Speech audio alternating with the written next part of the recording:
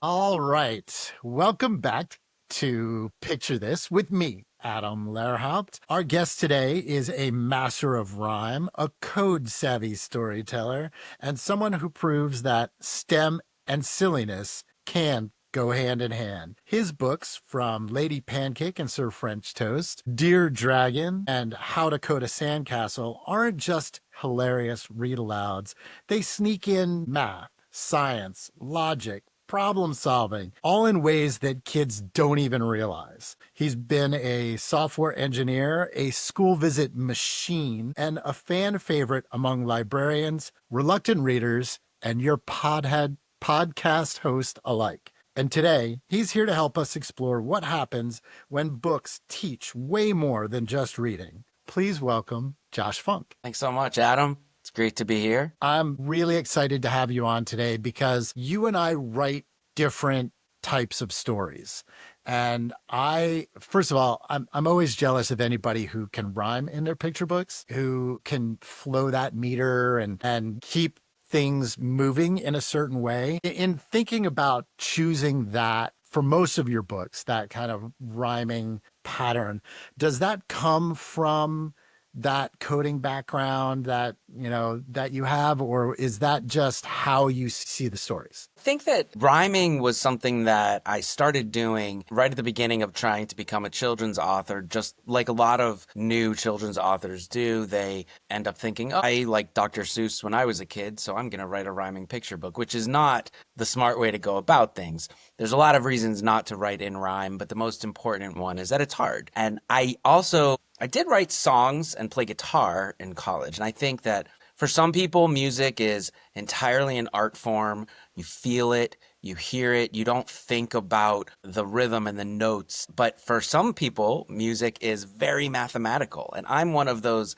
mathematical music people. It's math in 4 directions. It's 4 dimensions. It's the sound that you're making. It's the notes that you're playing. It's the rhythm that you're playing. I played guitar in college and really understood a lot more about chords and chord progressions from that. And the rhythm, which is actually harder to do than the rhyme when writing a rhyming picture book. Anyone can rhyme. Any first grader can rhyme. But it's really the rhythm that is the trickiest part.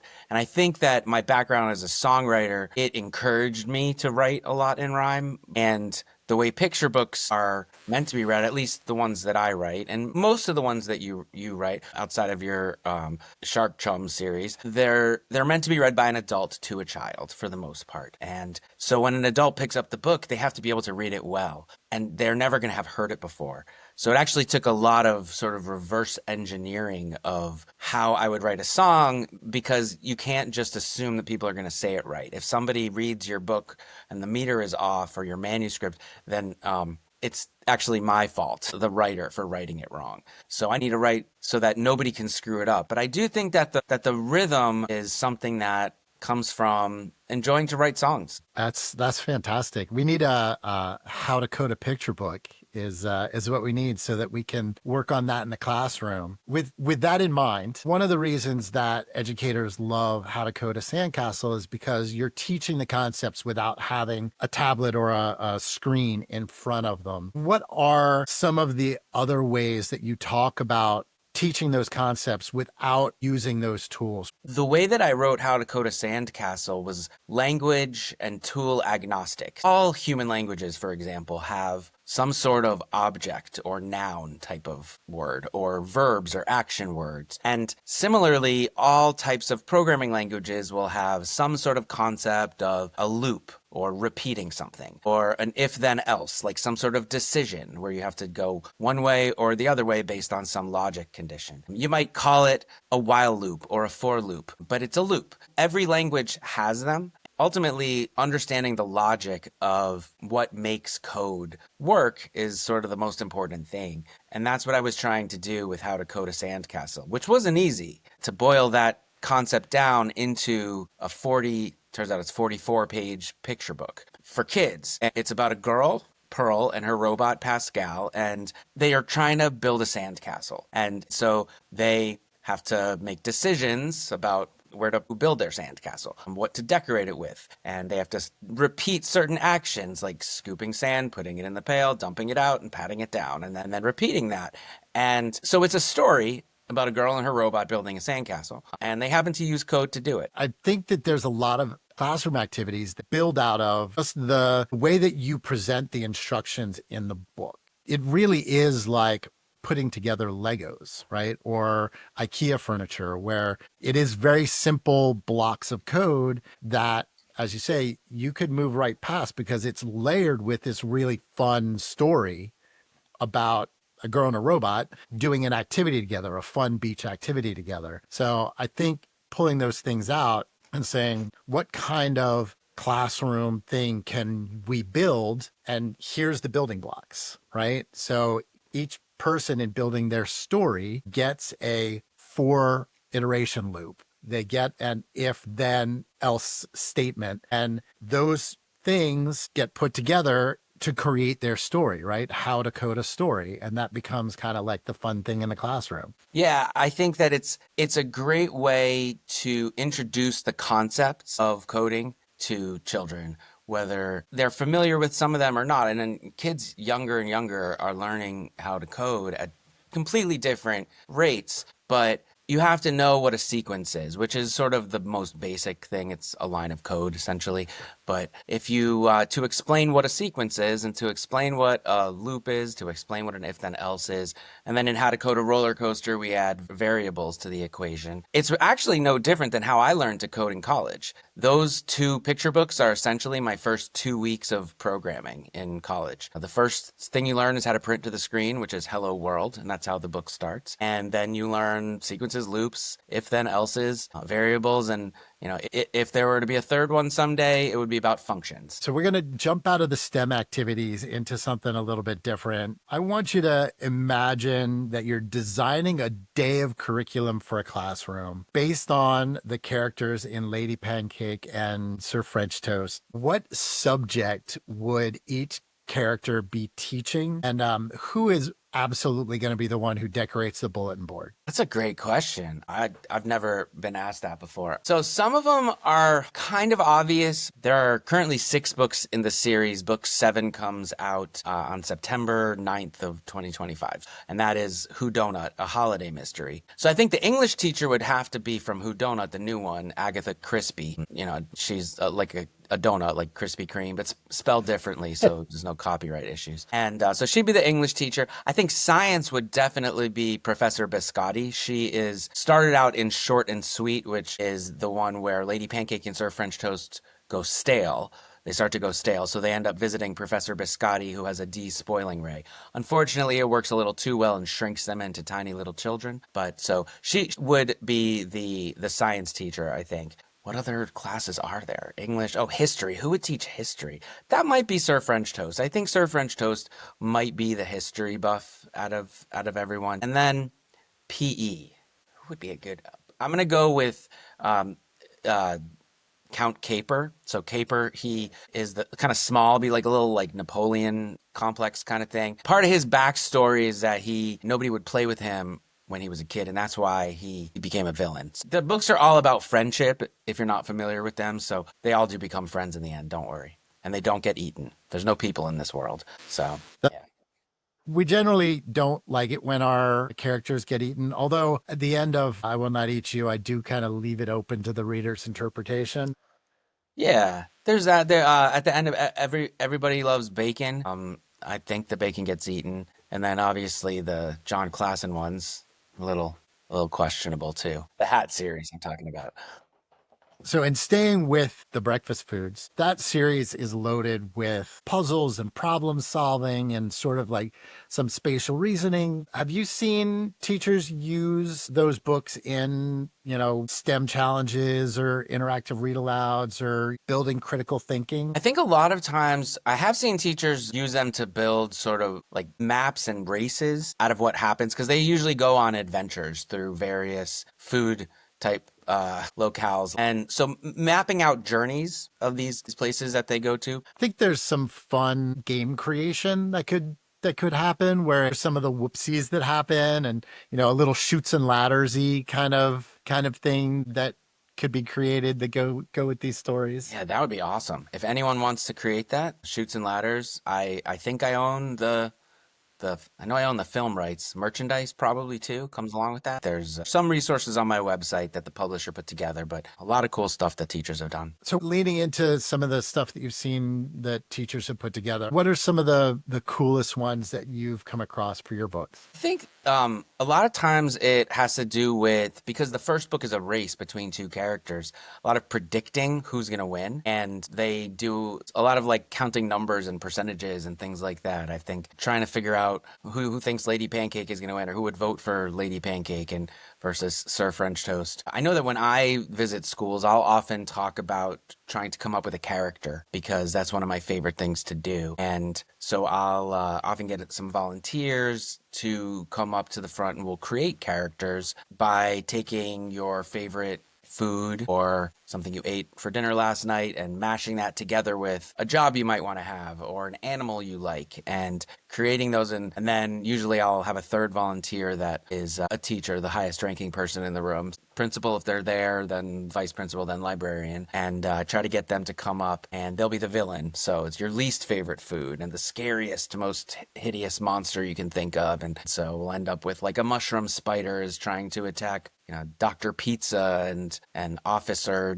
no, Donut's too spot on, Officer Hot Dog. And like, what would you do in that situation? And then, of course, the evil mushroom spider is not actually evil. They just had a boo-boo on their toe and they needed to visit Dr. Pizza. And we all become friends and then break out and do a little activity where everybody creates a character. And I think that letting kids be creative is one of my favorite things to do. But one of the coolest things about writing is you can take everything you learn and do stuff outside of school. That's really where writers are born, is when they're doing things for fun. And I try to make that clear. So being able to take a character home with you after a school visit, that's yours. And I make it clear, like, no Spider-Man, no Pokemon, no Dogman, nothing you saw in a movie or a TV show, but something that comes from your imagination. And that's something that I used to do when I was a kid. I used to make up my own garbage pail kids. I had fun outside of school, but it doesn't always matter how good you are in school at certain things. It's more about how much you enjoy it, how much you enjoy reading, how much you enjoy writing. And if you can write something outside of school, then that's how you become a writer for TV shows and movies or music or poetry or writing musicals. Or, I mean, some of the most popular, some of the best video games have great characters and great stories. And that's what makes them so good. And I think that somebody had to sit there and write those, or a group of people had to come up with these stories. And there's really not much difference between me coming up with a silly food character, whoever's writing the story for the next Pixar movie, and students in Writers Workshop.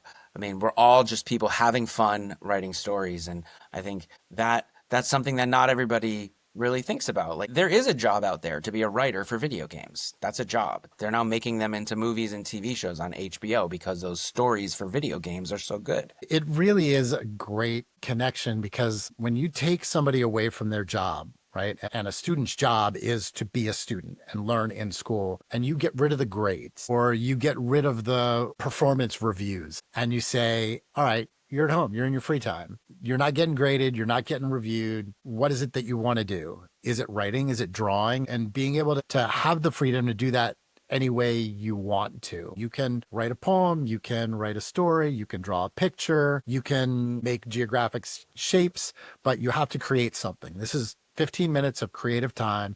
They're not graded, but at the end of the year, you bring them back out. You do another 15 minutes and they have to expand on it, right? Or you do it a week later or a month later and they expand on that. And then they're creative again, expanding on this activity and kind of doing an iterative process and seeing where it ends up. Taking the restrictions away, taking the rules, it has to be about you this time, something biographical. It has to be nonfiction. It has to be something related to the book we're reading. If you're just write whatever you want to see. And there's probably a lot of different reasons why you write the stories that you write. I write stories sometimes because I think it would be really cool to see an amazingly talented artist draw whatever I'm thinking. Like, I think it would be cool to see pancakes and French toast racing through the fridge.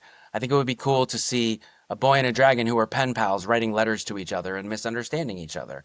And And so I think that what do you want to see? Just make that because Yeah. if you want to make something that you would want to see, if and that is how things get made. So did you ever read the Griffin and Sabine books? Not sure I did. No. All right. So this is something you should check out. Okay. It's Griffin and Sabine, and they're pen pals. Griffin and Sabine are pen pals. It's not quite Dear Dragon or Dear Unicorn, but my wife shared them with me 30 years ago when we were dating. And I've always thought it would be fun to have a book about pen pals, right? And I love what you did with your first book with Dear Dragon and then expanded on because people don't have pen pals anymore. Like they don't. And I've met some teachers who do a pen pal thing between classrooms in the school, but I mean, someone on the other side of the world that you know nothing about, that concept of having a pen pal, especially a pen pal who's a mystical creature. And for a boy, a dragon is a mystical creature, but for a dragon, so is a boy, right? And I really love the idea of trying to find a way to create a really good pen pal classroom activity. So what do you usually talk about when you talk about those stories and those kind of things? So I have seen some really cool stuff that teachers have done, and they have done pen pals programs with other teachers they've found and befriended on social media around the country. I think one of the times I actually joined them in a Zoom. The two classes Zoomed together and they saw each other for the first time. I think I've done this more than once because of that. So that is an option that a lot of people have done if it fits in the curriculum. I know that you're so limited with time. So to get another teacher to join in your program from a different part of even the school, but let alone the world. I've also seen sometimes it'll be like when an 8th grade class has a kindergarten buddies or something like that. They've done little pen pal things there, usually more like little notes and stuff.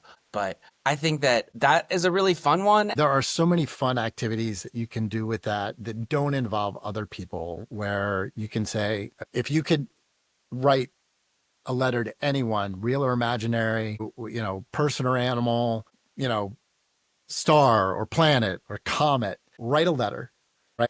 Ask it questions. And then you can have those passed around and have the other person respond as if they are that thing or creature or person and write back. And then you get this kind of fun game where you're pretending to be a dragon or Superman or a fairy tale Mercury character. Yeah. Yeah, and that can be a real fun thing where you can expand on the idea of kind of what you were playing with. It's like, how many funny situations can you get into if you're writing to a microscopic organism? And also, you're putting yourself in someone else's shoes. Like, how would I respond if I were Cinderella? Yeah, How would I respond if I learning were a empathy, unicorn?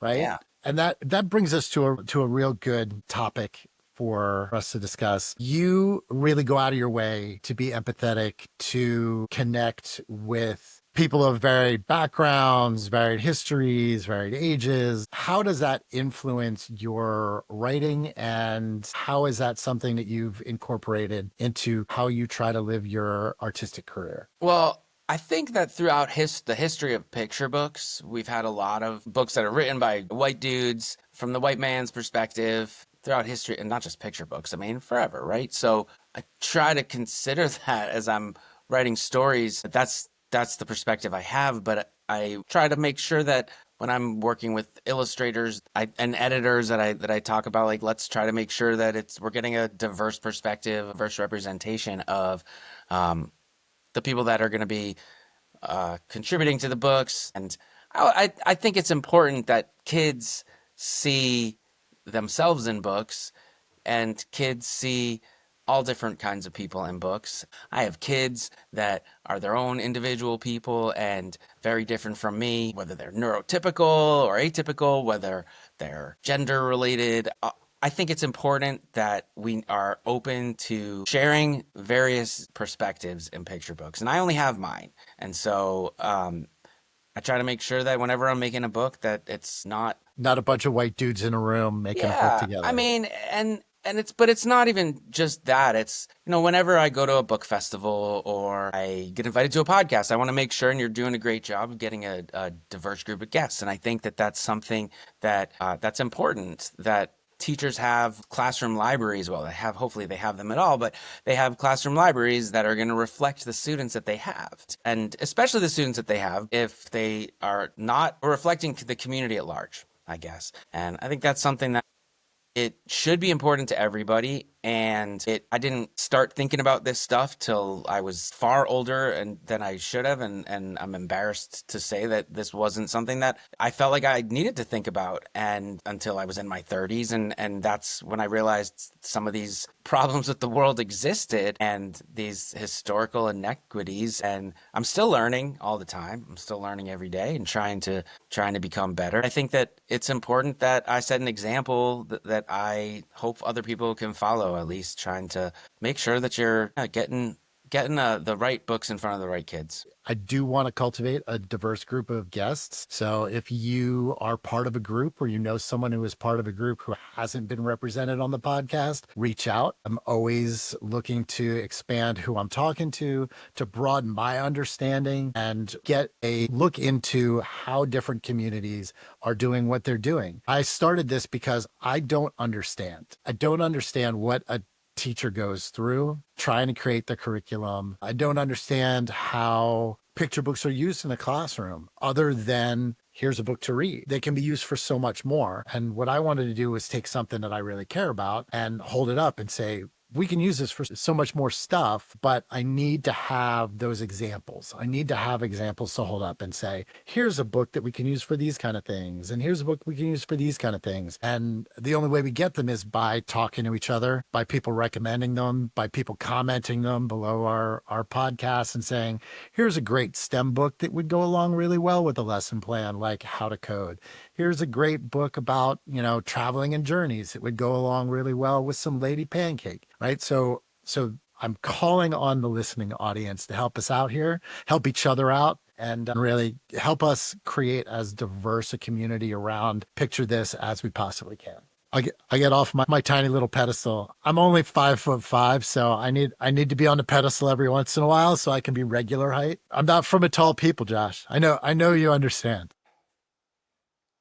So the last couple of things that I do, I always reach into Adam's book bag. What is a book when you're doing school visits that you find yourself reaching to in your book bag? I have so many favorite books. The funny thing is, at the beginning of this, you said that we don't write similarly. I feel like we do in a lot of ways. Like we write a lot of fun, entertaining, silly stuff with heart. And I think that that's what I always try to go for. However, my favorite books tend to be the ones that are ones that I wouldn't write. They're like the overly emotional and sweet books, the ones that make me tear up. They're like, I don't think I could write that. I don't know how they do it. And one of my favorite recent books is from a couple years ago. It's called Gibberish by Young Vo, and is about it's great actually for those who like puzzles. And that's another thing people do with the coding books, is trying to figure out, and that's one of the activities I do with the coding books, is I make some variable puzzles where we end up creating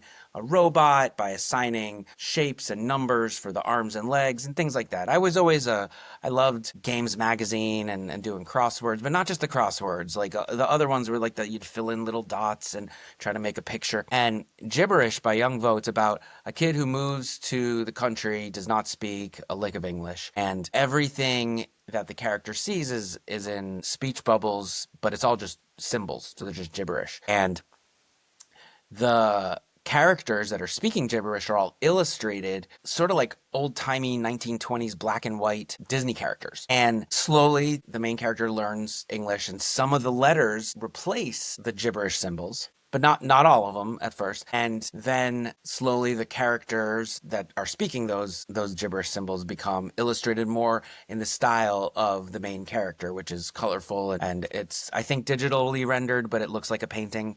And so it's great. It's a book about friendship. It's a book about seeing the world from the perspective of somebody who doesn't speak the language that you're speaking. However, if you look at the very end of the book, you can figure out what all the letters are, go back to the beginning and actually replace the gibberish with those letters and figure out they're saying, hi, would you like to play? and my name is whatever and it's super basic, but I spent like 15, 20 minutes one day. That one is one of my favorites of the last couple of years. Love the idea of working on something together without being able to understand each other. And one of the activities that I had discussed with somebody previously was two people working on creating something together, but they can't talk. How do you accomplish the goals of your group project, your team project, without being able to, wordless, right? It's not everybody's visualizing this. Josh has reached back into the bookshelf to pull out So an yeah, example there's this book here called by By land, by Land, by sea. Sea. By Land, by Sea. It's by Renee Spencer and illustrated by Dear Dragon illustrator Rodolfo Montalvo. They're a married couple. Came out last year, but it is about a boy who gets shipwrecked on an island. I'm sorry, the girl. The girl speaks English and the boy speaks Spanish. They Wow. never actually speak the same language. And so it's bilingual in the sense that they're both having a conversation in their own language, but they do eventually learn to communicate, but they never learn the other language. But they do. It's a very cool book, By Land, by Sea. BYE, land, like goodbye. Bye. It's Yeah, like goodbyes. goodbye. When you're doing your creative part of your school visit or when you're leaving, what is the way you spark that creativity? The thing that I like to do is when we create a character together, I tell, and I learned a lesson from my wife again. The first time I did this assignment, I said, when you create these characters, you can take them back to class and work on them there. My wife was like, you can't do that. You can't tell them what they can do in class. Their teacher might not be doing creative writing for weeks or months. They might be doing math. They might have a special. They don't make lesson plans for them. That's not okay. So I always make sure to tell them you can take these home with you and you can work on these characters at home. And if the teacher wants to do something with them, then great. But I think there's a couple things. One is making that character. The other thing I like to do is I have a picture of myself as a kid. I'm about 4 years old. I'm holding a book, and it's a book that I don't remember. It's not an important book in my life. It's called What Baby Sees. It's the only picture of a book that my parents had from my entire childhood. Picture of me holding a book. And it's a book I don't even remember. So I tell everyone, the first thing you do when you get home from school, go and take a picture of yourself holding your favorite book. So that someday, when you are an author, you will have that picture of yourself holding your favorite book in your slide presentation. When you're talking to a cafeteria full of second and third graders, as opposed to me, who has a picture of a book that I don't even remember. And I tell them I didn't know when I was in second grade that I wanted to be an author. I wanted to be a pitcher for the Boston Red Sox when I was in second grade. And truthfully, there's probably at least one person in that room, maybe more, that will be an author. So I'm like, take this picture, you will thank me. So that's the other thing. And I've had teachers that go and take these pictures back in the classroom so that each kid has their favorite book. Coincidentally, those pictures might include half of them holding my books because I was there that day and they might have ordered them. But so who knows? It's good. It's good. 20 years from now, 20 years there's from going now, to be there's a going to be ton all of these authors saying, I'm an author because of this book. this book. I think it's very worthwhile. Absolutely. So, Josh, I want to thank you for being on today. Where can everybody find you? I'm Josh Funk Books everywhere. JoshFunkBooks.com. Josh Funk Books on every social media platform. Some of them I'm on more often than others, but yeah, And I'm all Josh those Funk Books links will everywhere. be all those links will be below for everybody to gather and link up with you and grab your resources off of your website, which is an awesome place to stop by. As usual, like, comment, share. You can find me at adaml.rocks, and all of my stuff is there. And happy reading.